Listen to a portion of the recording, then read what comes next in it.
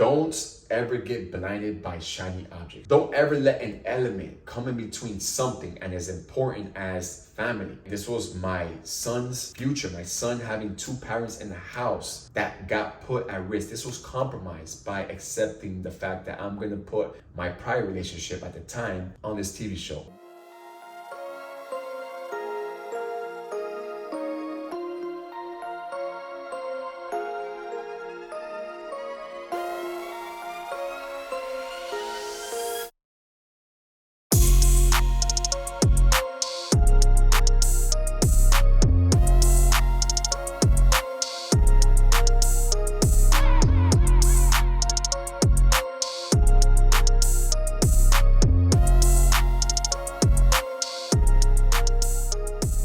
Cartel Crew is what I'm going to be speaking about today, and what was my return of the investment that I put into reality TV. All right. So I'm going to take you all the way from the beginning. The day after being released. The day of was my son's birthday. The day after, I was approached. I'm not sure if Stephanie was there, but the mother of my son approached me with this opportunity to be on reality TV. At the time, I was completely against it, right? Me and Kat weren't together. We hadn't been together in a long time. I was like, look, Kat, I just came home. I need to get myself situated. I had just done a federal prison bid for being on surveillance. I was completely against fucking cameras. All right, what I'm doing right now, it's like my anxiety is spiking. I'm still to this day, as many times as I've gotten in front of a camera every single day, persistently trying to get over this, not even fear, but traumatization of phones or cameras. I'm still working on this today. Imagine the day after being released. So I was like, I can't, like reality TV. I fucking suck at reality TV. I'm not the character for it. But I had the narrative, right? Just came home from prison. The show was based around this mob life, whatever it was. Cartel Crew didn't even have a name yet. So I said, let me, let's talk about this another time. I got my kids here. I had to go back to the halfway house that exact night, and just to speed it up a little bit, I couldn't come out on the first season because I was still considered as an inmate, right? I was in the halfway house, and if you know how the federal system works, if you're in the halfway house, you're still part of the federal government, right? You're still just a number. And they weren't letting me get on the TV show, right? They sent producers, they sent a bunch of people. Like, they even hired a lawyer, this celebrity lawyer, to come in there and try to really get me on the show. Wasn't happening, right? And of course, I'm already thinking, like, what the fuck do they want with me?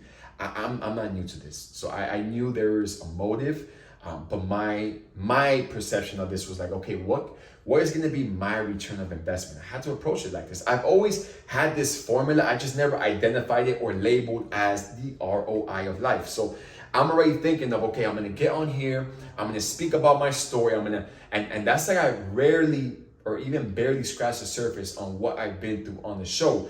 But I spoke about it briefly, and then I was just showing more the afterlife. Like, damn, if I'm able to do it, it's possible. So that's exactly what I did, or at least tried to do. And come season 2, because season 1, probably you just saw my hand like closing the door. They spoke about me. Season 2 came around, they started keying in on our relationship, right? And I already knew, again, the motive behind it. Before I get into this, right, don't ever get blinded by shiny objects. Don't ever let an element come in between something and as important as family, right? This was my son's future, my son having two parents in the house that got put at risk. This was compromised by accepting the fact that I'm going to put my prior relationship at the time on this TV show. So what happened? I'm not going to blame the show for breaking my son's home apart, but of course I had a lot to do with it. So my return of investment in that. Now, season 3, and again, I'm being completely transparent here. My goal, my objective now was to show that I am the man that I stand to be. All right, because of course, them switching up the narrative, assassinating my character, I was the fucking worst guy. I was like the villain of the crew, right? So that was my objective, to come out, let them know that the relationship didn't work. Doesn't mean I'm gonna fall back. Doesn't mean I'm gonna go back into my ways. Doesn't mean I'm not gonna find love again, right? Which is exactly what I was showing. And I really learned from that. And you have to understand, like, if you're in reality TV, these people don't give a fuck about you, right? They're gonna act like they really care about you. I called them out on this shit a bunch of times. Even one of them was the biggest sweetheart. I knew her motive, right? Because the day that I sent the executive producer to hell, they all disappeared, right? The person that was showing up and being all nice and trying to get people on, trying to talk me into shit, I wasn't buying it, right? And my return of investment on knowing that, imagine, again, this is people's fucking dreams. People's dreams are to get on TV. It wasn't mine, right? It wasn't mine. It wasn't my cliche. It's not something I enjoy, all right? Something that I'm good at. I just came out in the movie, but the producers were my friends, right? But it's not something it's something that I learned so much about. Doesn't matter how shiny the shit is, man. What is going to risk what is the risk to investment, or what is the risk to return ratio, right? And even season 3, I started to see how that started to now fuck up my current relationship. I wasn't having it, right? When I saw something that wasn't supposed to be on season 3, I sent the executive producer to hell, right? I really wanted to fucking put my hands on him. They tried to use the whole N-word scheme pull card on me. That's just fucking whatever the fuck. I don't give a fuck.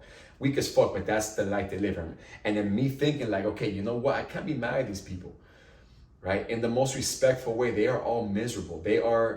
Their job description is to literally manipulate people, fuck people over, right? Assassinate people's character in front of a camera. So I'm thinking, okay, you know what? I can't get mad at these people. I was impulsive at the time. I snapped on him, wanted to grab him by his fucking neck and really just fight whoever got in my way, right? But thinking back now, my return of investment on that was, okay, I learned, doesn't matter how shiny shit is, right? I am so loyal and deep rooted into my cause, my character, my integrity.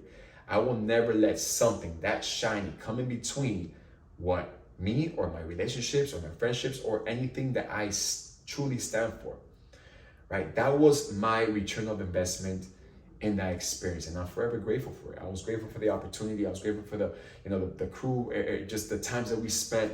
I was grateful for being exposed for the just the amount of people that I was exposed to.